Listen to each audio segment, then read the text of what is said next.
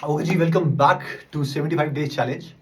आज की जो चैलेंज है वो है how to write a hypothesis या राइट अ हाइपोथेसिस। और इससे पहले कि आप लोग कहीं सोच होंगे यार ये हाइपोथेसिस क्या है या फिर ये पीएचडी वालों का काम है। Hypothesis is very important. Hypothesis है क्या और इंपॉर्टेंट क्यों है, ये बताने से पहले मैं आपको एक स्टोरी बताता हूँ जो कि है दर्शन पटेल जी की।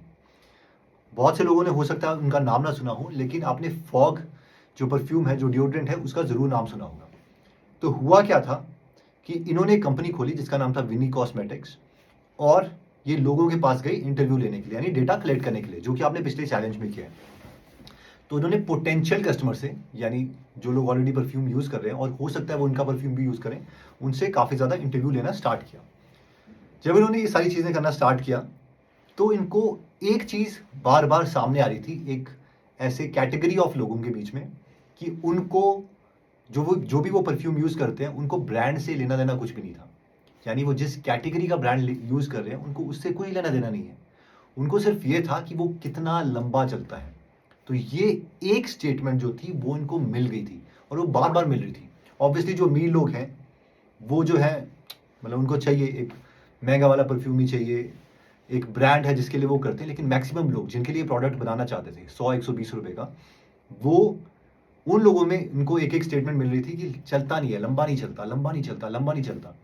तो जब ये चीज मिल गई तो इन्होंने इसे एक हाइपोथेसिस मान लिया, यानी इन्होंने इसे एक एग्जम्पशन मान लिया। एग्जम्पन ये थी कि अगर हम ऐसा प्रोडक्ट बना सकते हैं जो लंबा चले, तो लोग जो है वो हमारा प्रोडक्ट खरीदेंगे और हम इस मार्केट को कैप्चर कर सकते हैं।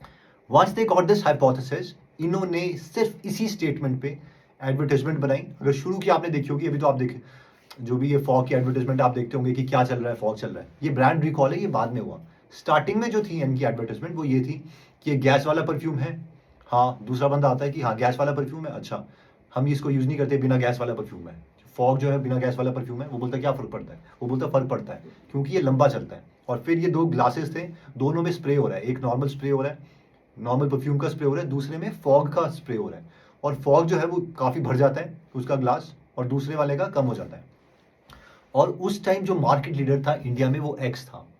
इन्होंने उसका जो बिजनेस है वो धीरे धीरे खत्म कर दिया, 0.2% मार्केट को कैप्चर करते रहे। और फिर ये पूरा का पूरा इन्होंने बिजनेस लाइक मार्केट लीडर बन गए। और आई थिंक इसको रिसेंटली इन्होंने सेल भी किया $1.6 बिलियन में। तो हम कहना क्या चाहते हैं इस स्टोरी से, लर्निंग ये है कि you have to come up with a hypothesis, यानी ऐसी स्टेटमेंट जो आप, तीन चीजें, वन, एक्शनेबल हो, यानी उस पर आप कोई एक्शन ले पाओ, कुछ कर्म कर पाओ।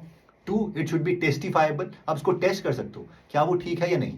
एंड थ्री, जो आप टेस्ट कर रहे हो उसमें जो वेरिएबल है that should only be one, यानी सिर्फ एक चीज है जिसको आप टेस्ट करो।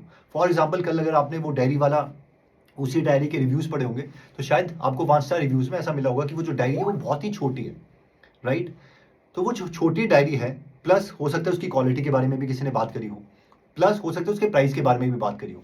तो जो आपकी टेस्ट, जो आपकी हाइपोथेसिस होगी जिसको आप टेस्ट करना चाहते हो, उसमें आप सारी चीजें नहीं कर सकते।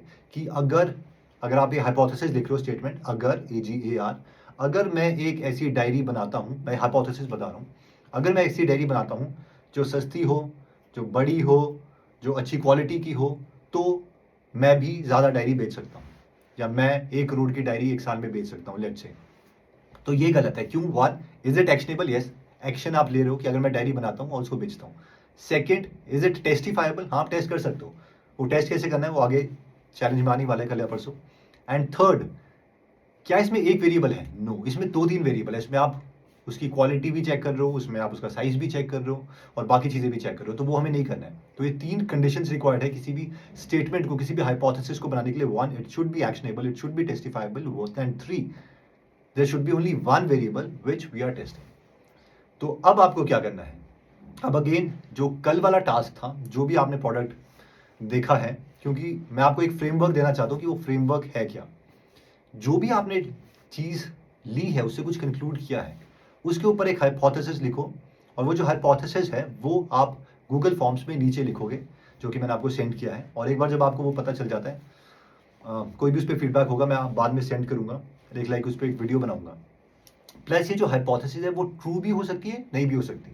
तो हाइपोथेसिस एक तरह से एजम्पशन है, वो एक तरह से माइंडसेट है कि आप पहले से मान के चल रहे हो कि जो मैंने डेटा निकाला है।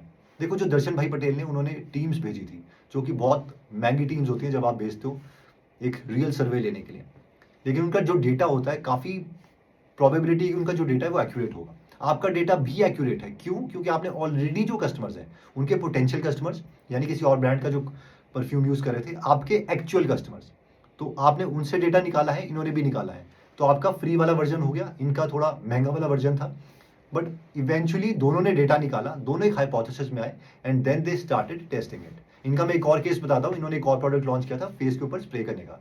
तो फॉरेन में ये बहुत ही लेडीज़ के लिए वहाँ पर खास करके बहुत ही कॉमन चीज़ है कि आप कहीं जा रहे हो, ट्रैवल कर रहे हो, तो आप निकालोगे, मुंह पे स्प्रे करोगे, वो एकदम क्लीन कर देता है और वो साफ कर देता है।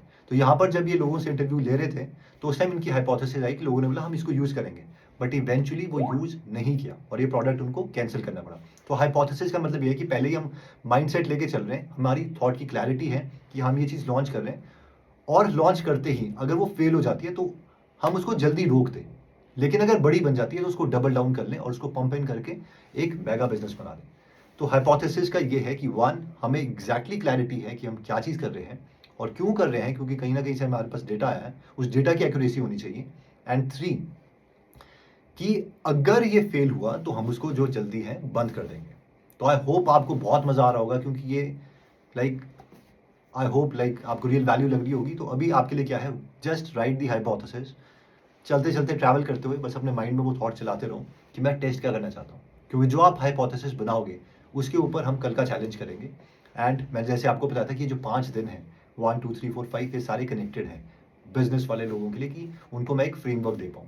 तो आई होप आपको वैल्यू मिल रही होगी। कल मिलते हैं दोबारा से। जय हिंद।